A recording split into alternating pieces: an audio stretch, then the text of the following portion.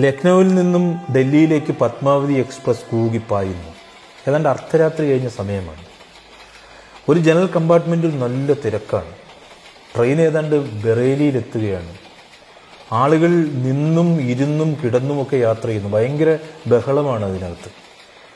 പെട്ടെന്ന് കമ്പാർട്ട്മെൻറ്റിലേക്ക് കുറച്ചാളുകൾ ചാടിക്കയറി.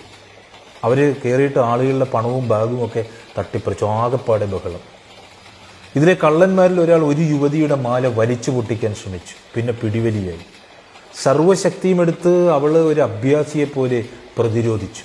അവളുടെ മുഖത്തും ശരീരത്തിലുമൊക്കെ മാറി മാറി ഇടിയും അടിയും തൊഴിയും ഒക്കെ കൊടുത്തു. ഓടിക്കൊണ്ടിരുന്ന ആ ട്രെയിനിൽ നിന്നും ഈ കസ്മലന്മാർ എന്ത് ചെയ്യുന്നറിയാമോ? അവളെ പിടിച്ച് പുറത്തേക്ക് ആഞ്ഞു തള്ളി. ഇരുട്ടിനെ കീറി മുറിച്ച് ഹുങ്കാര ശബ്ദത്തോടെ അടുത്ത ട്രാക്കിലൂടെ മറ്റൊരു ട്രെയിനും കടന്നുപോയി. രാവിലെ ട്രാക്കിലൂടെ നടന്നു വരികയാണ് 2-3 ഗ്രാമീണർ. അവർ നോക്കിയപ്പോൾ ഒരു ശരീരം കിടക്കുന്നു, രക്തത്തിൽ കുളിച്ച്.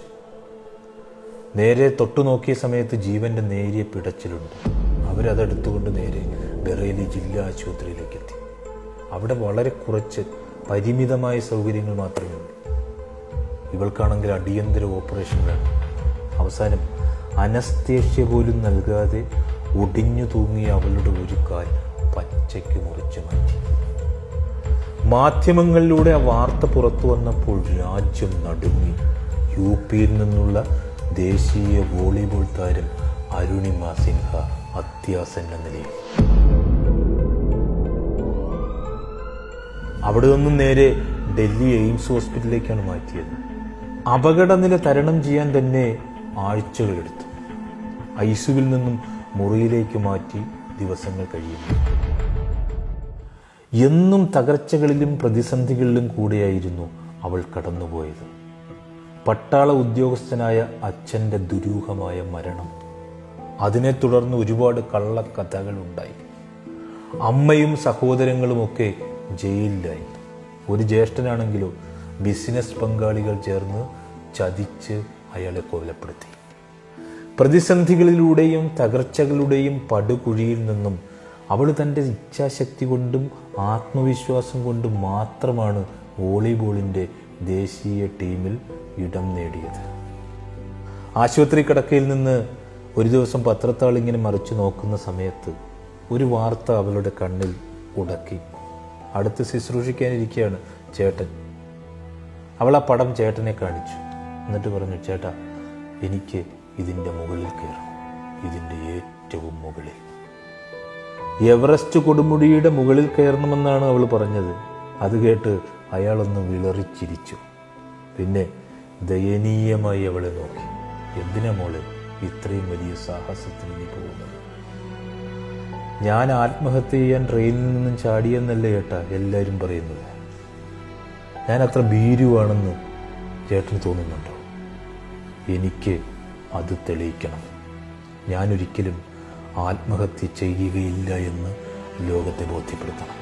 പിന്നെ എനിക്കൊരു കാലില്ലെങ്കിലും പ്രത്യാശയുണ്ടെങ്കിൽ ജീവിതത്തിൽ എന്തും നേടാൻ കഴിയുമെന്ന് മറ്റുള്ളവരെ എനിക്ക് ബോധ്യപ്പെടുത്തണം. 4 മാസം ആശുപത്രി കിടന്നു. അത് കഴിഞ്ഞതിന് ശേഷം അവൾ ഇറങ്ങി. കൃത്രിമക്കാല് 1, മറ്റേ കാലിലെന്താ മൊത്തം കമ്പി പിടിപ്പിച്ചിരിക്കുക. ഇത് രണ്ടുമായിട്ടാണ് പുറത്തേക്ക് ഇറങ്ങുന്നത്. തൻ്റെ മുമ്പിലുള്ള വിധിയുടെ കരിമലുകളെ കീഴടക്കുവാനുള്ള നിശ്ചയദാർഢ്യമായിരുന്നു ആ സമയത്ത് മൊത്തം അവളുടെ മനസ്സിൽ. കാലില്ലാതെ എവറസ്റ്റ് കയറാനോ? നിങ്ങൾ എന്ത് ഭ്രാന്താണ് ഈ പറയുന്നത്? കേട്ടവർ മൂക്കത്ത് വിരൽ വെച്ചു. ചിലർ കളിയാക്കി, മറ്റു ചിലർ നിരുത്സാഹപ്പെടുത്തി. പ്രോത്സാഹനത്തിൻ്റെ ഒരു ചെറിയ കണിക പോലും ആരിൽ നിന്നും കിട്ടിയില്ല. തയ്യാറെടുപ്പിനും പരിശീലനത്തിനുമൊക്കെ പണവും സ്പോൺസർഷിപ്പും ഒക്കെ വേണം. അവളുടെ മുമ്പിൽ എല്ലാ വാതിലുകളും അടഞ്ഞു. സ്റ്റിച്ചുണങ്ങാത്ത കാലുമായി അവൾ ജംഷഡ്പൂരിലേക്ക് ഒരു ദിവസം ട്രെയിൻ കയറി. ബച്ചേന്ദ്രി പാൽ, എവറസ്റ്റ് കീഴടക്കിയ ആദ്യ വനിതയുടെ മുമ്പിൽ അരുണിമയുടെ ആത്മവിശ്വാസം കൊടുമുടി പോലെ നിലകൊണ്ടു. അരുണിമയുടെ കണ്ണിൽ കണ്ട അരുണാഭമായ നിശ്ചയദാർഢ്യം ബജേന്ദ്രി ബാലിനെ അത്ഭുതപ്പെടുത്തി. അരുണിമ, നീ മനസ്സ എവറസ്റ്റ് കീഴടക്കി കഴിഞ്ഞു.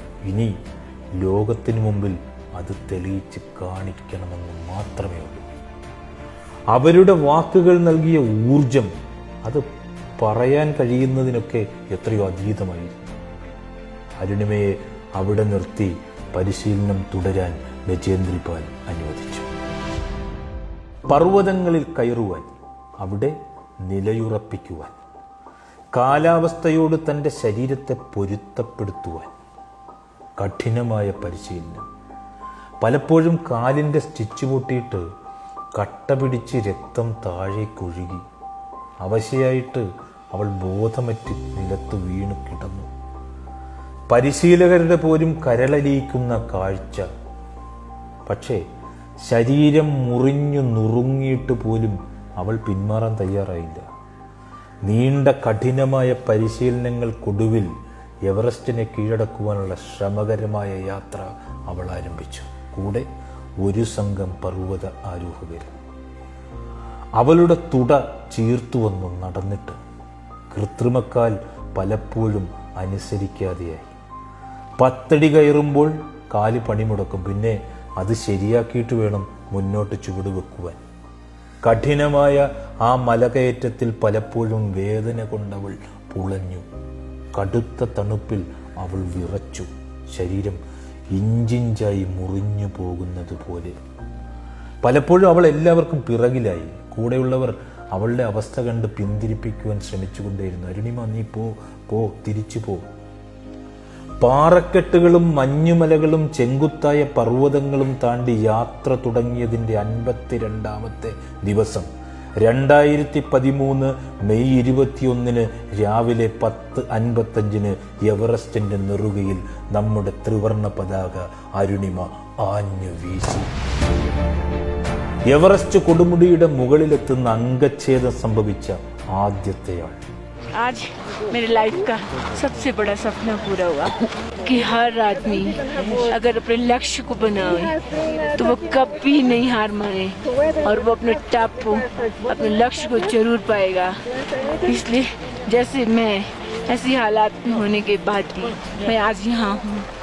मैं टॉप ऑफ द वर्ल्ड पे हूँ. സ്വപ്നങ്ങൾക്ക് അതിരുകളില്ലല്ലോ. പിന്നീട് അവൾ കയറിയത് എവിടെയൊക്കെയാണ്?